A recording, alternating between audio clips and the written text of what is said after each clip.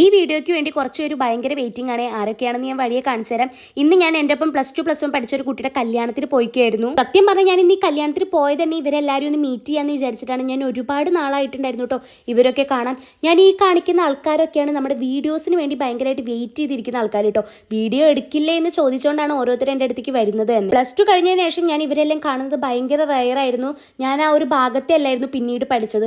അതുകൊണ്ട് തന്നെ ഇവരൊക്കെ കണ്ടിട്ട് ഒരുപാട് നാളായിട്ടുണ്ടായിരുന്നു. പിന്നെ ഇവരൊക്കെ എപ്പോൾ കണ്ടാലും ആ പഴയൊരു ബോണ്ട് അതുപോലെ തന്നെ ഉണ്ടാവും കേട്ടോ. പിന്നെ നമ്മൾ നേരെ ഫുഡ് അടിക്ക് കിടന്നു. അത് നമ്മുടെ മെയിൻ ആണ്. സത്യം പറഞ്ഞാൽ കല്യാണം കഴിഞ്ഞ് കുട്ടികളൊക്കെ എല്ലാവർക്കും ആയെങ്കിലും നമ്മളെല്ലാവരും ഒത്തുകൂടിയപ്പോൾ നമ്മൾ പഴയ ആ +2 പിള്ളേരായി.